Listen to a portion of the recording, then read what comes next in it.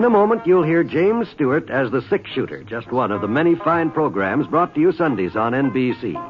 Later this evening, listen to the NBC Star Playhouse with one of your favorite stars. Here, Meet the Press, America's #1 news-making program. And be sure to keep tuned for the dramatic story of communism in America on Last Man Out. It's a wonderful lineup of great programs, all of them heard only on NBC. James Stewart as the six-shooter.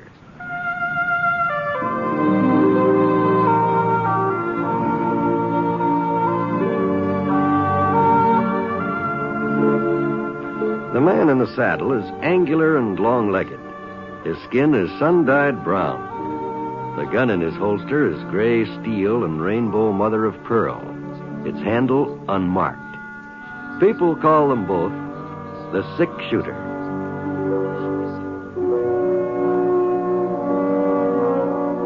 The NBC Radio Network presents James Stewart as the six-shooter, a transcribed series of radio dramas based on the life of Britt Ponsett, the Texas plainsman who wandered through the Western Territories, leaving behind a trail of still remembered legends.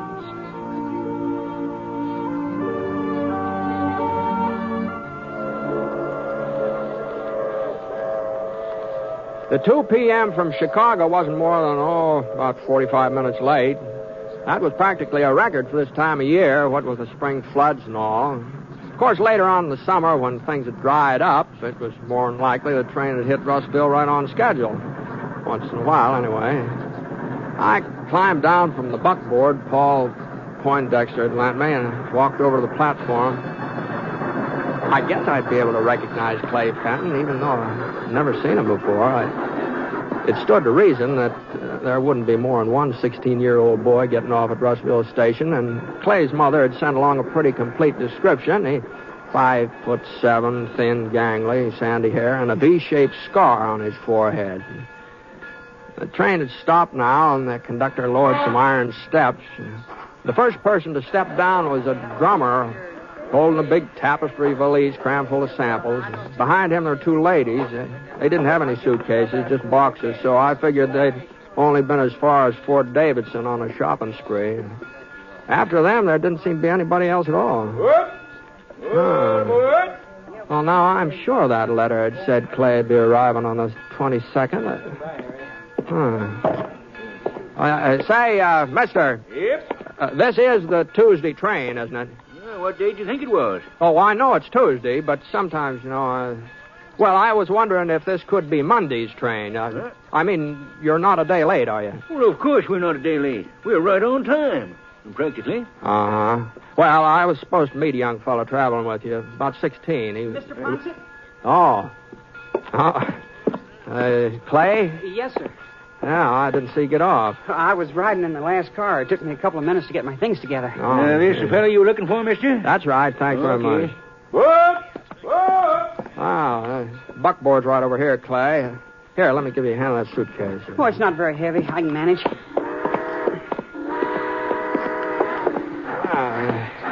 Have a good trip.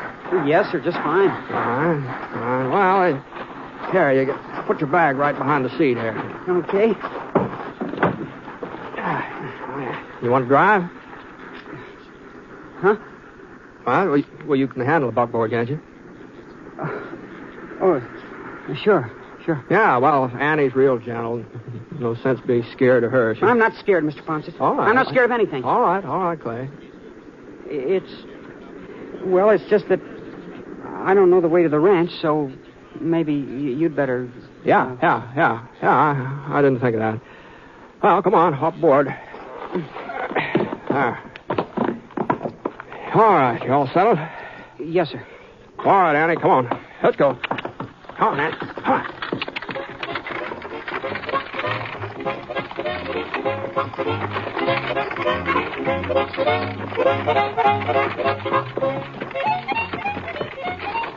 That's your first trip west, isn't it, Clay?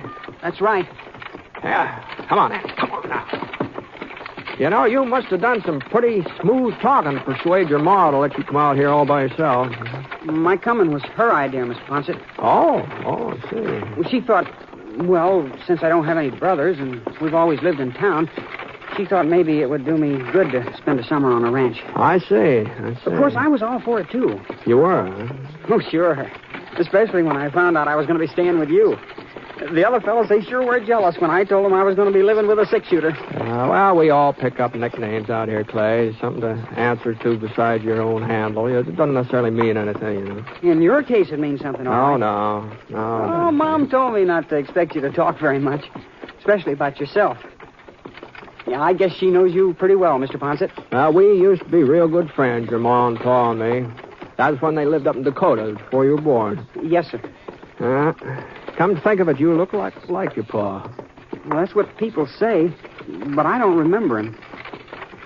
Funny, the only thing I can remember is sitting on his lap and playing with his watch chain.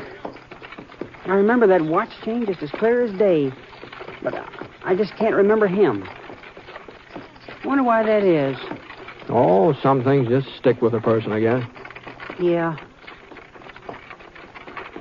Is it a big ranch, Mr. Ponset, where we're going? No, it's not true. Mr. Poindexter, he's the owner. Oh, he's got 500 head of cattle and a couple thousand acres, that's all. It sounds pretty big to me. That's all. What you're used to, I reckon. Yes, sir. It sure was nice of Mr. Poindexter to let me move in with you. Oh, he was real pleased at the prospect of having an extra hand for the summer. There sure has been more than enough work for the three of us already. You mean there's only 3 people on the ranch? Well, there's 4 now, counting you. Oh, I thought there'd be a whole lot more than that. I thought there'd be 10 or 15 cowboys and a cook and some men to look after the horses and... Well, Saul Poindexter, he does the cooking himself, and Jeff takes care of the horses. Jeff? That's Mr. Poindexter's son, yeah. He must be about your age, Clay. Maybe a year or 2 older. Not as tall, though. Oh. Jeff will show you the ropes. He knows all about ranching. Oh? Oh, I expect there's plenty of things you can show him, too, about city life, I mean. Yes, sir. I expect so. Yeah, you'll probably have a real good time getting acquainted. Well, here's where we turn off. Easy on it. Easy now.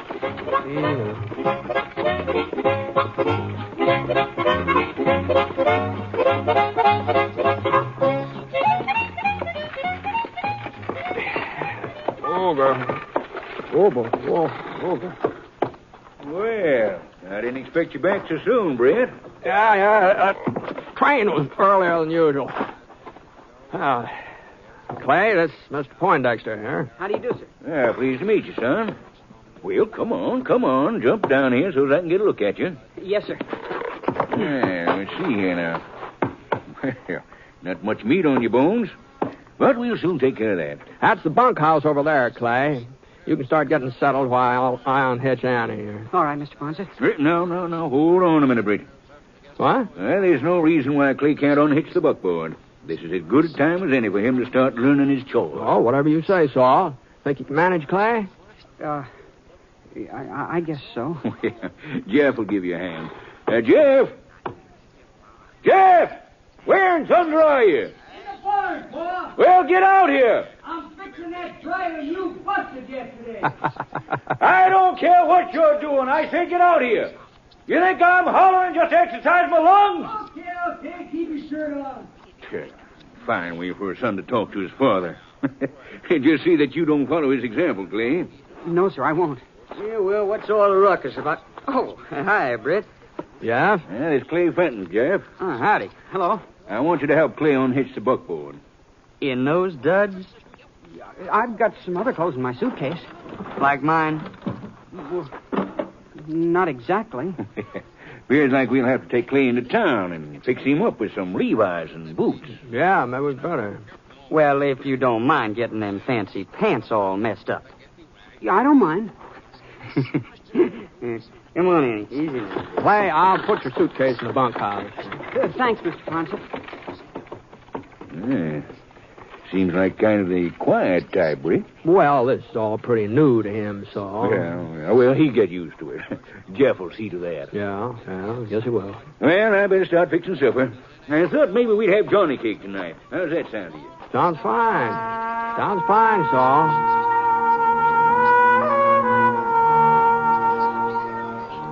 Well, I took Clay's things into the bunkhouse and emptied out part of a wooden footlocker so he'd have some storage space.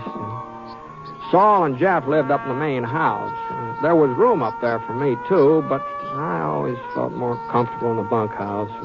And besides, the way Saul snored, holy smokes. Well, you could hear it all the way down here when the wind was right. I thought about unpacking Clay's suitcase, but then I decided maybe he'd rather do it himself. Now, Saul was right. Clay sure was a quiet type. A lot more like his mother and his father.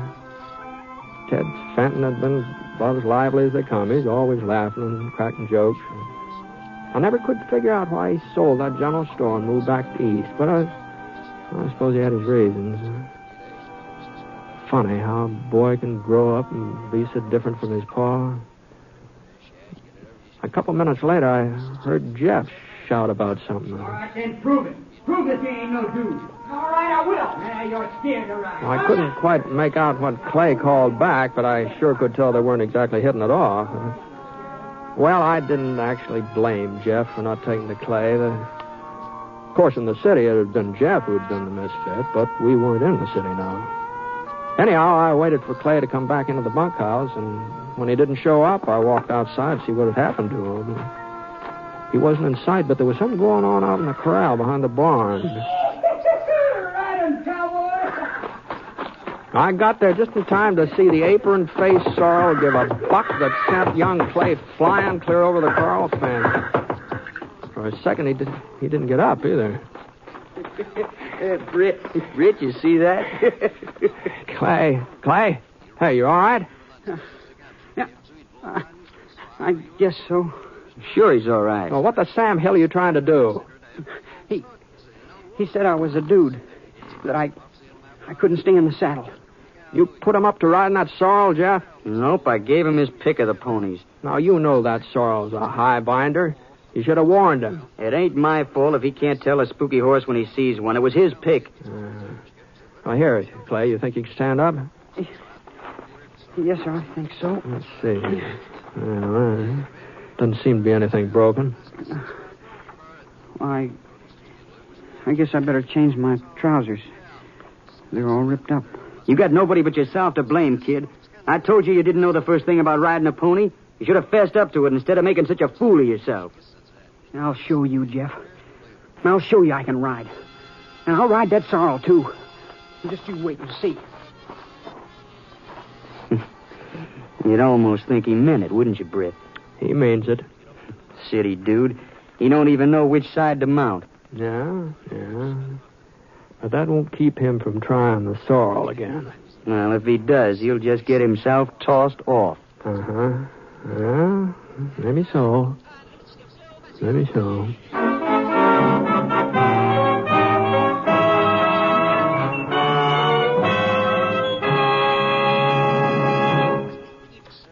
We'll return to James Stewart as the six-shooter in just a moment. Until recent years, misconceptions prompted a lot of people to feel that a diagnosis of heart disease was a death sentence. But today, thanks to medical science and the educational work of your Heart Association, we are learning that most people with heart disease can work and lead happy lives. This Valentine's Day is Heart Sunday. Remember to give to your local Heart Association because when you help your heart fund, you help your heart.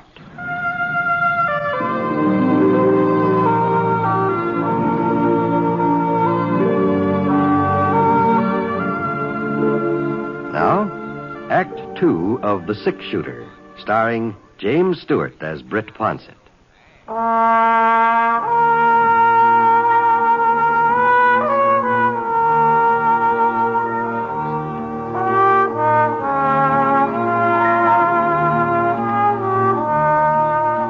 Well, Clay changed his clothes and we all had supper.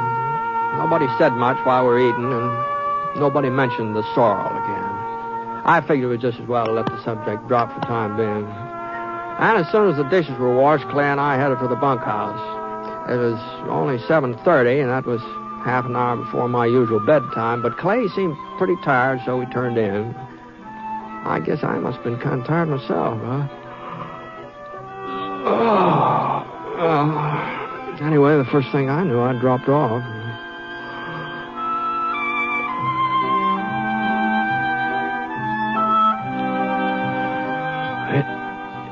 was getting on toward dawn when one of the horses down in the corral was sure upset about something. I turned over and I saw that Clay's bunk was empty. Clothes were gone, too. For a second, I wondered if he'd run off. Maybe he tried to go home. Then I heard him coming into the bunkhouse. His face was all wet and shiny like he'd been working up a sweat, and there were some dark stains on his pants and shirt. And he undressed and he put the clothes he'd been wearing in his suitcase. Then he crawled under the blanket on his cot and he pretended to go back to sleep. He hadn't noticed that I was awake, and I didn't see any reason for starting a conversation at 4 o'clock in the morning, so... Besides, whatever he'd been up to, probably wasn't any of my business anyway.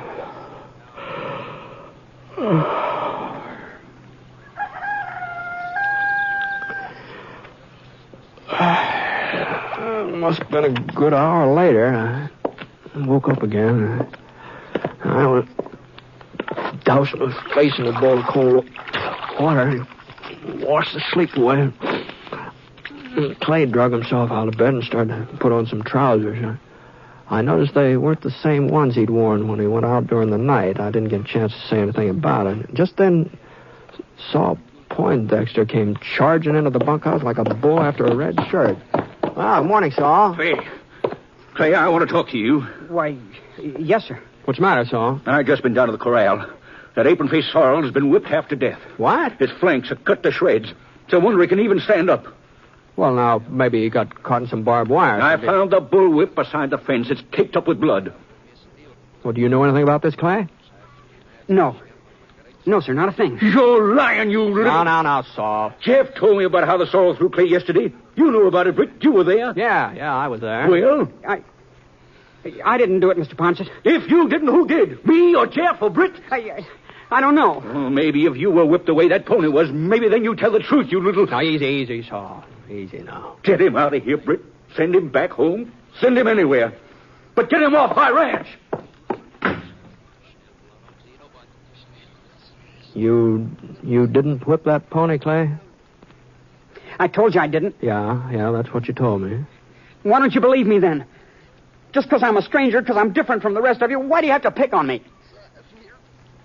Well, there's one way to find out whether you're telling the truth or not.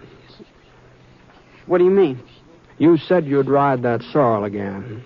You said you'd show Jeff that you could ride him, huh? No, I would, too, if they'd let me. Well, I'll let you. Huh? But I sure hope for your sake you didn't whip that horse last night. What difference would it make? Well, horses are pretty smart animals. And when somebody's mean to them, they don't forget it. And they can be mean, too. That sorrel especially. Oh? The person who beat him ever tried to climb on that pony's back. Well, but as long as you weren't the one, well, you haven't got anything to worry about, have you? Come on now. Let's go out to the corral, huh?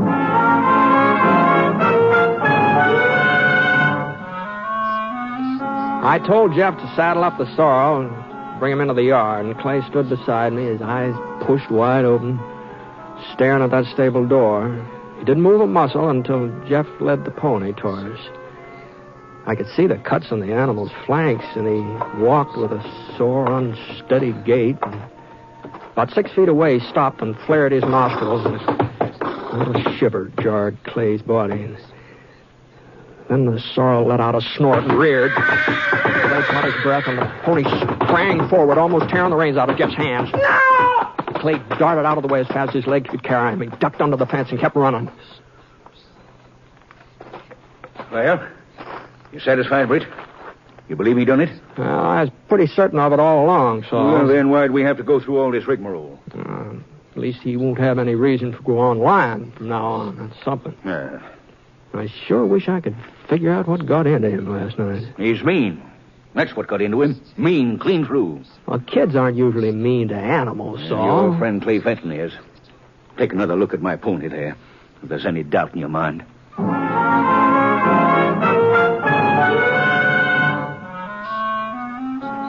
Well, we had breakfast, Saul and Jeff and me. Then we did the morning chores. I hoped that Clay would come back of his own accord and face up to what he'd done, but by 10 o'clock, it looked like somebody'd have to go after him, so I saddled up Scar and started off. It wasn't very hard to follow Clay's tracks across the prairie, and about 30 minutes later, I caught up with him.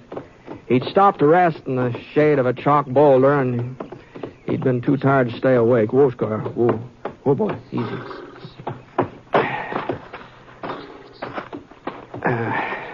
Clay? Come on, Clay. Huh? Oh. Yeah. All right, you ready to get back to the ranch? I can't. Well, you'll have to come back sooner or later, even if you don't stay, even if it's just to get your things. They know it was me that whipped that pony, don't they? When I ran off, that cinched it. Yeah, that cinched it. I had to whip him, Mr. Ponset. I had to. You did, huh? I didn't know it would make him meaner. I thought if I beat him good, he'd be scared of me afterwards, and he'd let me ride him. I thought he'd be scared of me the way I was scared of him. You don't know much about horses, do you, son? I know plenty. That's why I hate him. Oh? It was a horse that killed my pa. Oh, I see. We were visiting my Uncle Jack out in the country, and Pa was taking me for a horseback ride. I wasn't more than 3 years old, but he wanted me to get used to riding. And the horse threw us. Mom was watching from the front porch. She let out a scream. I told you it was funny what you remember from the time when you were a kid. Yeah? Well, I remember hearing Mom scream. I guess maybe it was the first time I ever heard her sound frightened. I guess that's why I remember. Mm-hmm. Well, afterwards, after that day, I had this mark on my forehead. I must have hit against a rock. And Pa was dead. I've been scared of horses ever since. I've always hated them. Yeah. Well, I guess a lot of times folks hate what they're afraid of. That's why Mom made me come out to this ranch. I didn't want to, but she made me. She said I had to get a hold of myself and start acting like a man. And I tried, Mr. Ponset. I tried to ride that sorrel yesterday. You know I tried. Yeah? And when I couldn't hang on, well, I figured if I showed him who was boss, I figured then maybe he wouldn't throw me again. Now, whipping that pony the way you did, you could have killed him, Clay. Well, what's the difference? He's just a horse, ain't he? Uh-huh. Well, if you can't see where it was wrong, there's no point in me standing here jawing about it. So let's just... Clay. What? Yes, sir. No, don't move. No matter what happens, just don't move. What? Now do what I say. Just keep sitting the way you are. What's the matter? There's a rattlesnake edging towards your belly. Now go on. Go on. Keep on talking. Just keep on talking like nothing's the matter. Don't try to look at him. Just go on talking. I can't. No, there's no reason to get scared yet now. He may shove off by you and never notice you. Just keep on talking. Keep on talking now. I can feel him on my leg. Oh, you're imagining that, Clay. He's not even touching you. Can't you kill him, Mr. Ponset? If he starts to strike, maybe I can get off a shot. But he isn't striking yet. Now, sometimes rattlers go on about their business and don't strike now, so you just keep sitting there.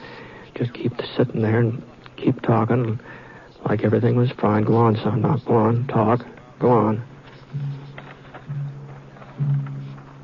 Clay did his best, but his voice sure didn't sound very strong or confident. Not that I blamed him. He was in a tough spot, and the worst of it was I just couldn't risk shooting.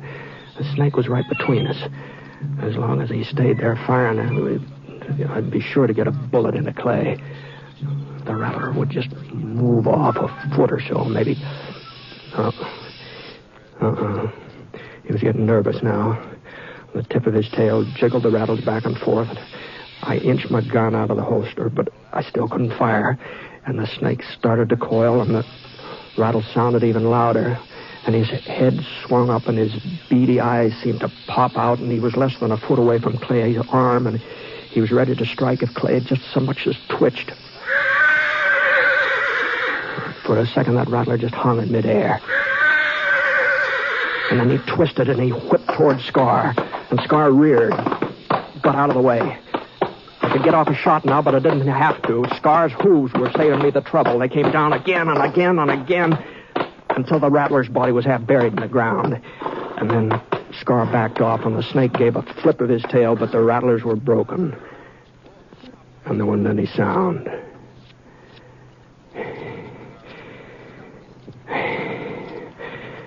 All right, Clay. Let's go. Mr. Ponset? Yeah? Why'd he do it? What? Your horse. Why'd he save my life? I guess he just doesn't like rattlesnakes, that's all. The snake wasn't bothering him. He was out of the way. What's his name, Mr. Ponset? Scar. Scar? That's right. That's funny. I guess if I was a horse, that'd be my name. Well, I'd like to ask you a favor, Mr. Ponset. Go ahead. Do you think that sometime, if I stay on here this summer, well, sometime could I ride him? Well, if we're going to get back in time for dinner, we're going to both have to ride him right now. Here, come on, I'll heist you up. Come on, here.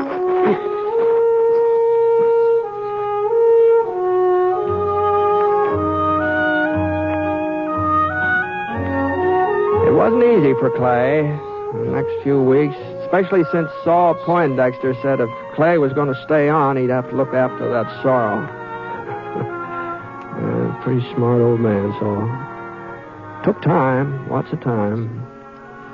Lots of time for that pony to even let Clay come near him. But before long, the two of them were galloping all over the ranch from early morning till past supper. I guess maybe that apron-faced Sorrel forgot the whipping Clay had given him. But I don't think Clay forgot it.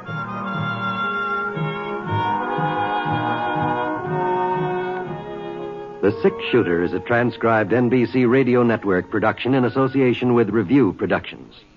It is based on a character created by Frank Burt and is written by him. Mr. Stewart may soon be seen in the Universal International picture The Glenn Miller Story. Others in the cast were Bill Johnstone, Bert Holland, and Sam Edwards, who played the part of Clay Fenton. Special music for this program was by Basil Adlam, and the entire production is under the direction of Jack Johnstone. All characters and incidents were fictitious, and any resemblance to actual characters or incidents is purely coincidental. By the way, you'll be interested in knowing that the Six Shooter has been chosen for broadcast to our men overseas through the facilities of the Armed Forces Radio Services. This is John Wall speaking. Tonight, enjoy Sunday at Home with Jan Murray on the NBC Radio Network.